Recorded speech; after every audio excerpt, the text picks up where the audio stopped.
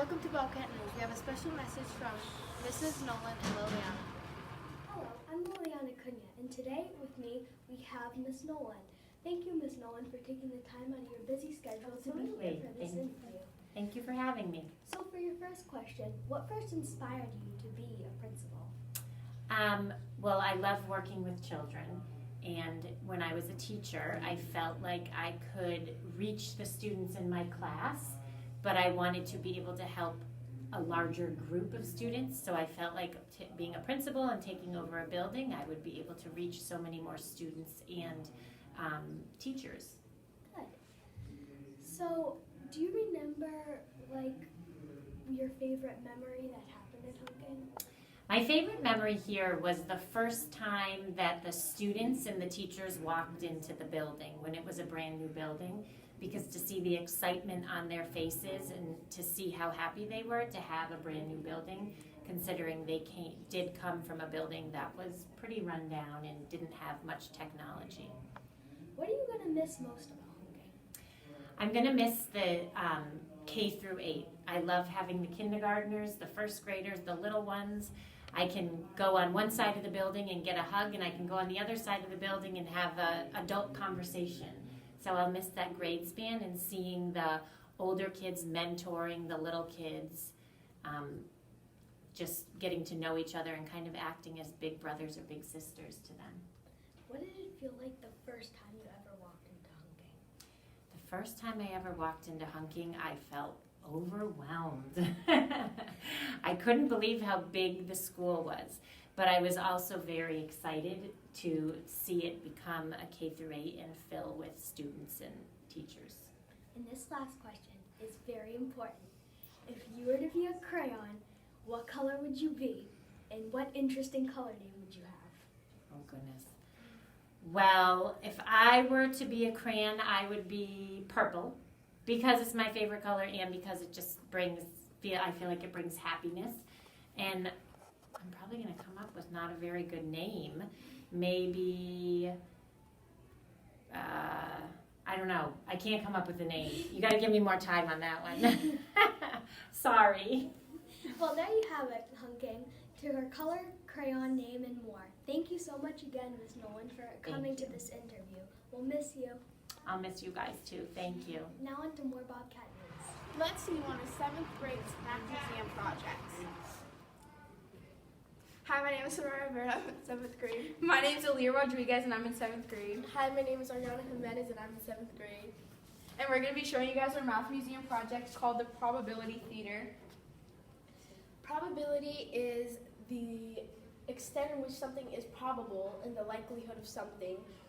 Probabilities can be expressed as proportions that range from 0 to 1, and they can also be expressed as percentages ranging from 0 to 100% and fractions. A probability is a number that reflects the chance or likelihood that a particular event will occur. Now I'm going to be explaining to you guys what we're doing. We are teaching the basics of probability as explained in the left section, which is over here. We have a few interactive examples such as a lollipop spinner, which is this, the jar of Skittles, which is this, and the Jolly Picker, which is a bowl of Jolly Ranchers.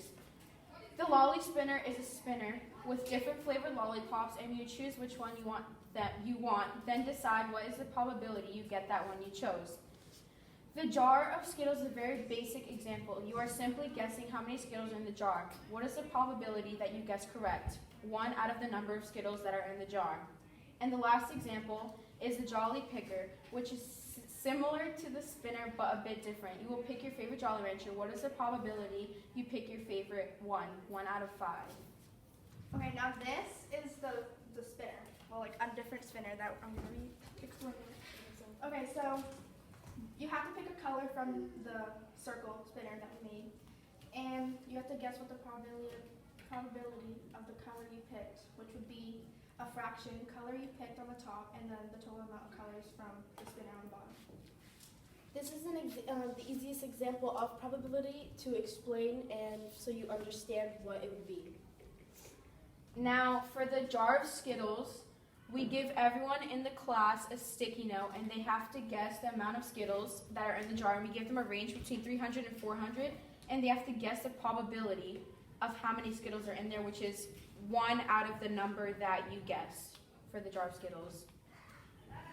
Then the spinner is you pick a lollipop that you like, and then you have to tell us what is the probability that you get the lollipop that you chose. Then we'll spin it, and then we'll see if you're correct, and then if you are correct, you get a lollipop. And then basically what this is like what we're passing out to people, whoever like gets things right. And it's kind of Yeah, and these are just the lollipop cones for decoration. And then the Jolly Picker is you pick one of your favorite Jolly Ranchers, and you pick one randomly, and you make a fraction out of it, which would be 1 out of, I think, 5, because that's how many flavors there are. And that's our Probability Theater Math Museum project. Sarah has an exciting movie review for us today. Hello everyone, I'm Sarah Camerata for Bobcat Music's Movie Reviews. Today I'd like to review some of the many films that Disney Productions will be releasing in the next few years. As you know, Disney has been successful with their Pixar films, the Marvel movies, and even some Star Wars action. But now we are making classic animated films and producing them in live action form. These have included Cinderella, The Jungle Book, Beauty and the Beast, and Dumbo. With all this success, Disney's future remakes will include Aladdin, which will be released on May 24, 2019. Lion King, which will be released on July 19, 2019. Favorites will be followed by Lady and the Tramp in November 2019. Mulan, which will be released in March of 2020. Pinocchio, which has no release date yet. Well, this is Sarah Camerata signing off for Bobcat News. See you soon! Hi, I'm Charlotte, and I'm going to be singing the Star Spangled Banner. Oh, say, can you see by the dawn's early light what so proudly we hailed at the twilight's last gleaming, whose broad stripes and bright stars through the perilous fight o'er the ramparts we watched were so gallantly streaming, and the rocket's red glare, the bombs bursting in air, gave proof through the night that our flag was still there. Oh, say does that star-spangled banner yet wave o'er the land of the free and the home of the brave? Hey.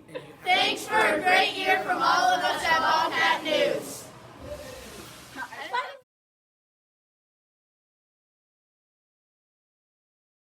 As the Bees take their shot at the cup, a local principal finds herself in enemy territory. It's a sea of Bruins fans at her school. Everyone actually having a good time with it all, as you can tell by the smiles. Her father was the general manager of the Blues for 13 seasons and, in fact, still scouts for that team. As you would imagine, she's showing support for St. Louis, even though her students don't see eye to eye. Go Blues! Whatever you say. Haverhill principal Shannon Nolan showing her St. Louis pride, even though she's in the heart of Bruins country. I like the Bruins, but she likes the Blues. I think she lives in Haverhill, so I think she should like the Bruins. It's something I grew up with, so it's always going to run deep and be a part of me. Nolan was raised in a hockey family. She's the daughter of former St. Louis general manager Larry Plow. He's retired but still scouts for the Blues. We live and breathe hockey in our house. Let's go Bruins! But her students at Hunking School in Haverhill won't be too happy if the Blues take home the cup. I respect that her family has ties with the Blues, but I personally are a diehard Bruins fan, so go Bruins. And some are predicting a Bruins victory. I don't know about her. I think she'll be pretty upset. Some of them will probably, if the Bruins win, they'll want to rub it in my face. If we win, they're supportive and they'll probably be excited. Win or lose, these kids say they'll stand with their principal. I think she's an amazing principal, so I think it's okay that she likes the Blues.